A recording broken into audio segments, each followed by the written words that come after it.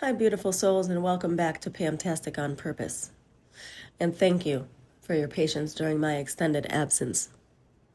I'm a woman who wears many hats, and I needed a break from speaking because I stopped feeling as inspired to share my voice. But lately, I've had a lot of time to be the observer. And yesterday, I felt the spark while contemplating curiosity. So today, I'd like to talk about curiosity. How, as humans, it's great to stay curious. By nature, we're organically wired to be curious, which is why people are nosy, which is why we click the bait, which is why we're drawn to promises that someone has the answer, which is why we may obsessively stalk our ex on Facebook. Don't roll your eyes. You know you've done it at least once with someone, even if it wasn't your ex. It's why we ask questions and seek truth. It's why babies touch everything and fear nothing. And lastly, it's why we love a good mystery to solve, which is the one I want to push on a bit. Because wouldn't it be great if we were as brave as we are curious? For instance, we'd rather fill in the blanks during a misunderstanding than simply ask the hard questions. We'll read the book, watch the movies, stay up way too late trying to solve a mystery.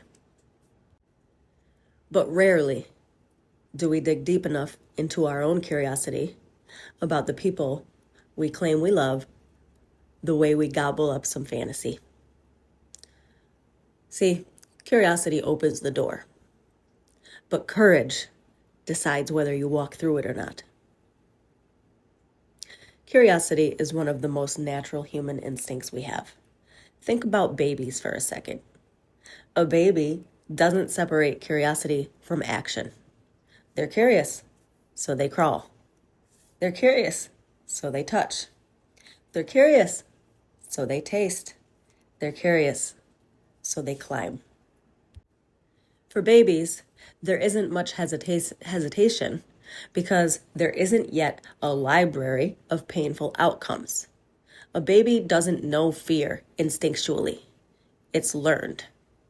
Now, I say that, but they do know fear instinctually if they're placed in an environment where their body reacts. That's instinctual fear. But to be scared of just everyday life in their direct environment, in their living room, it's very unnatural for a baby to have any fear unless they've already learned some sort of painful lesson from their environment that showed them to be scared. So my point is, when we're babies, we don't hesitate with our curiosity. Life shows us to be cautious. Life begins writing in that library. Touch the stove, fall off the bike, get laughed at for asking a question, be told you're too much, trust the wrong person, love someone who leaves, ask for something and get rejected. Little by little, curiosity becomes negotiated. Instead of, I wonder, it becomes, I wonder, but what if? But I've been wondering something myself. If we're this curious, why are we so unwilling to follow that curiosity where it actually matters? Because I think there are two different kinds of curiosity. There's safe curiosity, and then there's expensive curiosity. Safe curiosity costs almost nothing. Scrolling, watching documentaries, reading comments, wondering what happened to your ex, consuming information, speculating, learning. Expensive curiosity asks something from you. Can I ask you something uncomfortable? Please help me understand.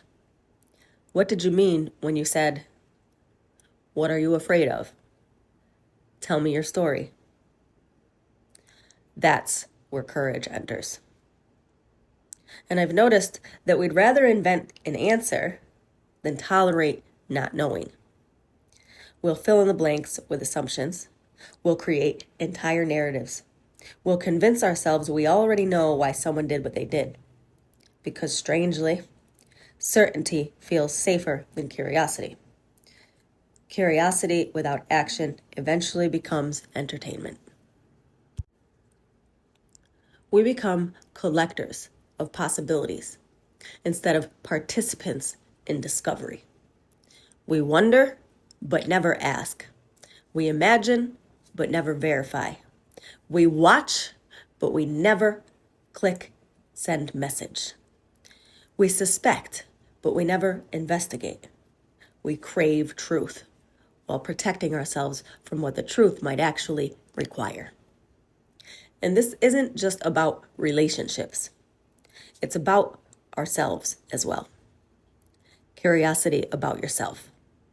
I wonder why I reacted like that. Or would I rather decide it was everyone else's fault? Curiosity about your body. I wonder what this emotion is trying to tell me. Or am I going to distract myself before I ever listen? Curiosity about dreams. I wonder if I could actually do that. Or am I going to convince myself it isn't possible before I even try? And then there are the real people in our lives. The people we say we love. The people we work with. The people we're angry with. The people we've misunderstood. And the people who've misunderstood us. How often do we actually become that curious? Not curious enough to make assumptions. Curious enough to ask. Curious enough to listen. Curious enough to risk hearing an answer we may not like. Because that is a different kind of curiosity. I think that is where so many of us stop. Because we'd rather fill in the blanks than do the thing. We'd rather create a story than not know. We'd rather convince ourselves we already know.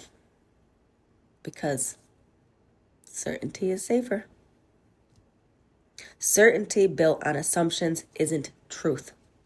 It's prediction. And I think, as adults, we begin living more from prediction than experience. I already know how this conversation is going to go.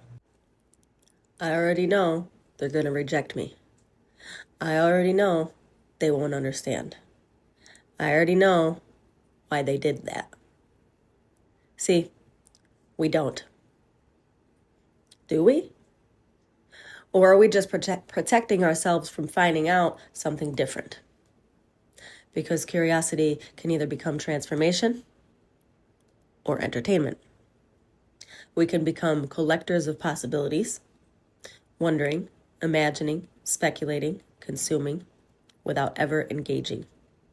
And look, I'm not saying I don't love my wild imagination. And I'm not even saying that sometimes some of those things aren't true. We may already know that the person we're going to say something to might not be able to receive it. That could be true. It doesn't mean we shouldn't try anyway. We already may know that we will be rejected based on that experience with that person, that you might have had multiple repeated things that happened. So you might know they're going to reject it, but you really don't until you say the words. No matter how many experiences you've had in the past that looked like that, until you say the words, you don't really know. So my point is, I love my wild imagination. I do. I genuinely love it. I love a good mystery. I love getting lost in possibilities. And yes, sometimes I even love wasting time on worst case scenarios. But what good does staying curious do if we don't actually step into and engage the things we're secretly or quietly curious about? Maybe curiosity isn't actually the rare thing. Maybe courage is. Because curiosity asks, I wonder, But courage says, let's find out. And maybe some of the greatest mysteries in our lives aren't the ones hidden from us. Maybe they're the conversations we never had, the questions we never asked, the risks we never took, the doors we never walked through, the message we never sent, the people we never truly got curious enough to know. Maybe they're sitting across from us. Maybe they're living inside of us.